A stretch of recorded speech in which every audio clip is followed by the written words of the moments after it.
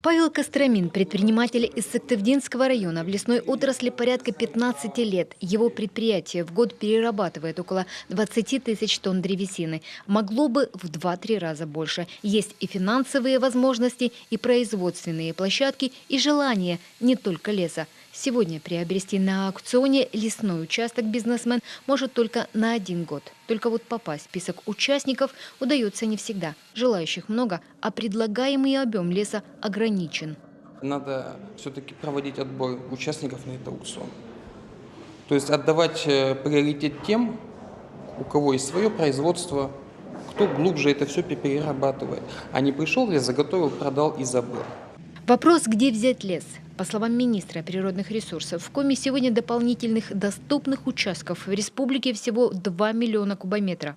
Но лесопромышленники приводят другие цифры. В аренде у предприятий сегодня почти 12 миллионов кубометров, но осваивается чуть более 40%. Таких нерадивых арендаторов необходимо или наказывать рублем, или прибегать к крайним мерам. Например, изымать участки, предлагают специалисты. А вот добросовестных нужно стимулировать, дать возможность продлить аренду на новый срок без всяких процедур. Если есть арендатор, какой хорошо работает, неважно, он большой, он средний, он маленький, республика понимает, да, там все идет, рабочие места, там платит аренда, все в порядке, он даже не может пролонгировать его договор. Один маленький ошибка бывает, рабочая ошибка, потому что делянка был не полностью чистил, и все, пролонгация уже не будет.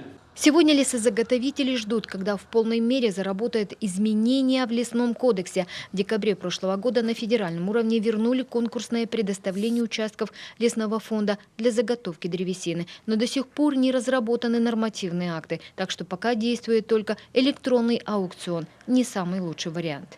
Как и везде в электронных аукционах могут выходить и фирмы-однодневки, и фирмы с плохой репутацией, и, значит, скажем, подставные вообще фирмы, не имеющие за собой ничего. А потом начинается некая такая, в кавычках, перепродажа лесного фонда.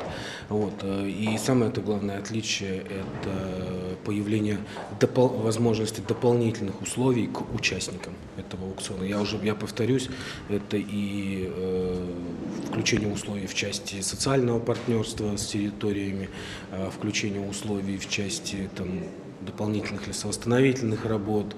Кстати, проблему таких спекулянтов-перекупщиков, которые занимаются перепродажей леса на корню, решает на федеральном уровне. Рассматривается вопрос об отмене субаренды для лесных участков. Это сделает прозрачной работу лесной отрасли и сократит число нечистых на руку арендаторов. Елена Кононова, Олег Жуковский, телеканал Юрган.